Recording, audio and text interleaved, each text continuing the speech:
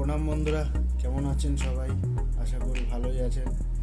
তো আপনাদের সকলকে আমার YouTube channel cooking and travelling 9-এ স্বাগত। তো আজকে আবার একটা নতুন ব্লগ নিয়ে এসেছি। আমি আজকে বানাবো মাটন কালাভুনা, মানে খাসির কালাভুনা বানাবো। কালাভুনা বলতে পুরো খাসির মাংসটা পুরো কালো থাকবে, একটু জল দেওয়া হবে না তাতে। আর এর আগের ভিডিওটা দেখেছেন কিনা আমি জানি না, যে আমি কালাভুনার একটা মশলা এনেছিলাম। তো সেই আজকে দেখাবো কীভাবে কালাভুনাটা রান্না করা হয় জল ছাড়া। চলুন ভিডিওটা দেখতে থাকুন আর সাথে থাকুন। তো কালাভুনা রান্না করতে আমাদের mutton, onion, ginger, garlic, whole green chilli, chop green chilli. তো প্রথমে মটনটাকে ম্যারিনেট করার জন্য প্রথমে 1 চামচ কিউমিন পাউডার, 1 চামচ রেড চিলি পাউডার, 1 চামচ হলুদ, এইটা দিয়ে এটাকে একটু মিক্স করতে হবে। আর সাথে 1 চামচ জিঞ্জার পেস্ট, 1 চামচ গার্লিক পেস্ট, এটা দিয়ে এটাকে ম্যারিনেট করে রাখতে হবে কিছুক্ষণ।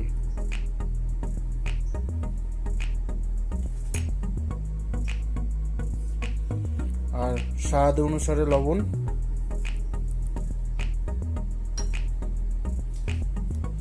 একটু উপর থেকে সরষের তেল,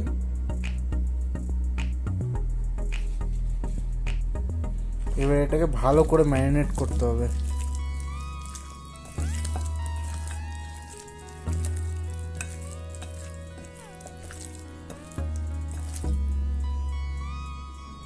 তো প্রথমে প্যানটাকে হিট করে নেবেন একটু বেশি করে, দিয়ে তারপরে এই ম্যারিনেট করা খাসির মাংসটা এর মধ্যে দিয়ে দেবেন। এটাকে একটু ব্রাউন করে কুক করতে হবে।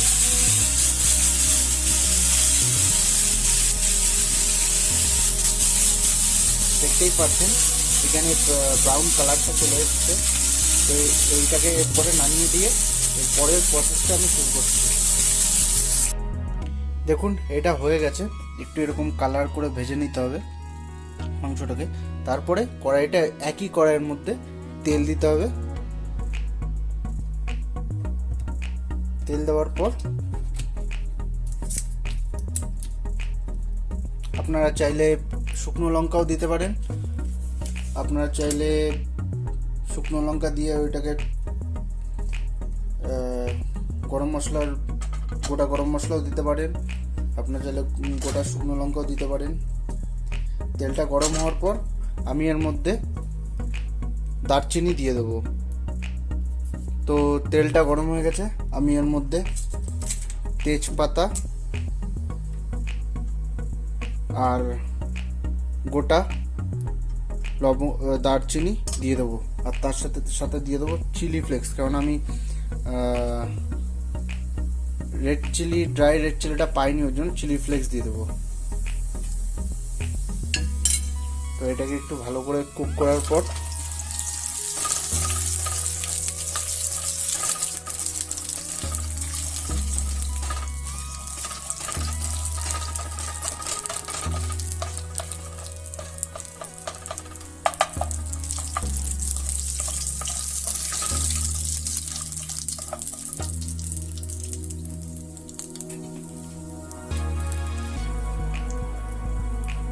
তো এবার অনিয়ন পেঁয়াজটা দিয়ে দেবো।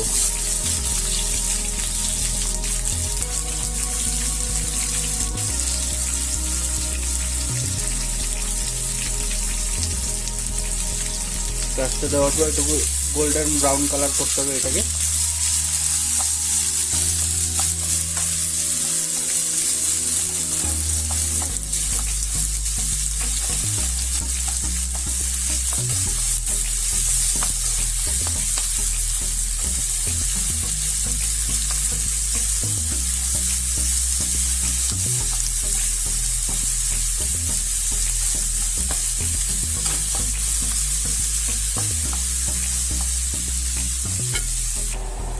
তো পেঁয়াজটা গোল্ডেন ব্রাউন হয়ে গেছে, তো এর মধ্যে আদা আর রসুনটা দিয়ে দেবো।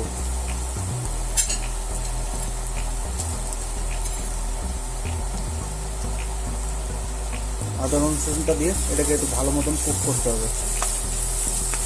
এগুলো কিন্তু স্লো হিটে করতে হবে, বেশি হিট দিলে কিন্তু পুড়ে যাবে।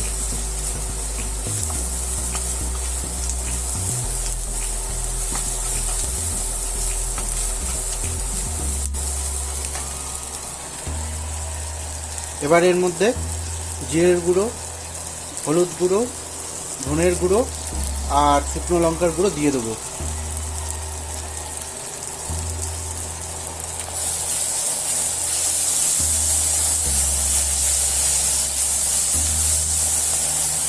এটা পুরো জল ছাড়া রান্না হবে।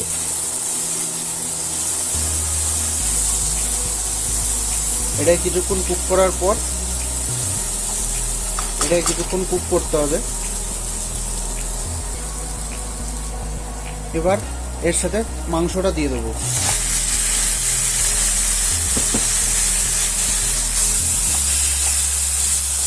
মাংসটাকে খুব অল্প আঁচে এটাকে কুক করতে হবে, মিনিমাম 2 ঘন্টা, 1.5 থেকে 2 ঘন্টা।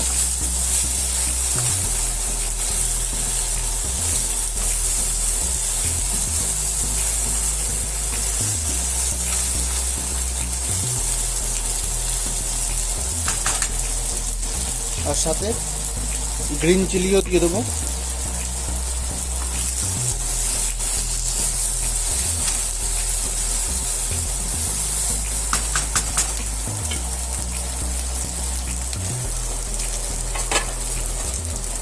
তারপর এটাকে ঢাকা দিয়ে দেবো। আর এটা হলো কালা ভুনার মশলা। তো এর সাথে অল্প একটু জল দিয়ে দেবো, অল্প একটু সামান্য, যাতে মশলাটা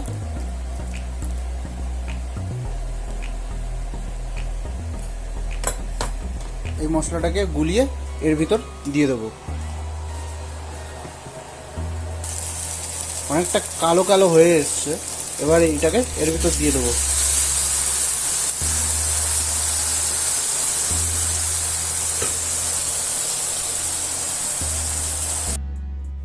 তো রান্নাটা হচ্ছে, আর আপনারা সাথে থাকুন আর এই দৃশ্যটা উপভোগ করুন।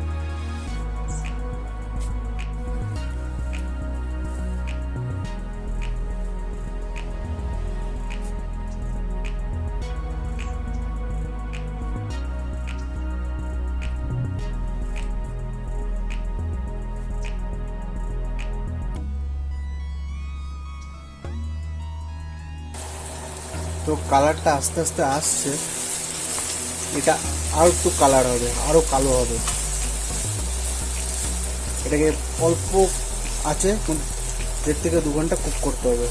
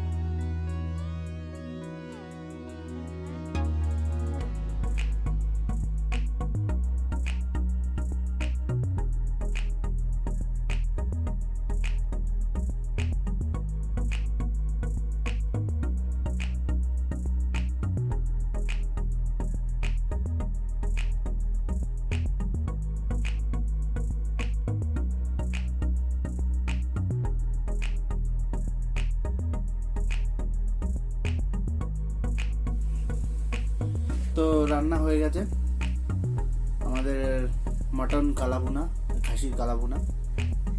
তো দেখতেই পাচ্ছেন কালারটা পুরো কালো। তো চলুন একটু মশলা নিয়ে এটাকে টেস্ট করা যাক কেমন হয়েছে।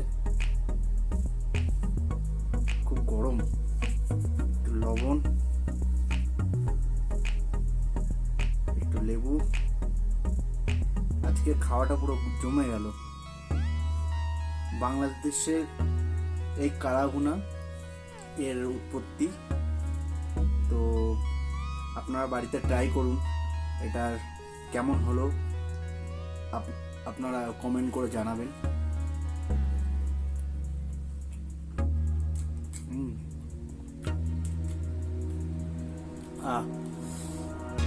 যেমনি ঝাল সেমনি মশলা, আজকে জমে গেল খাওয়াটা।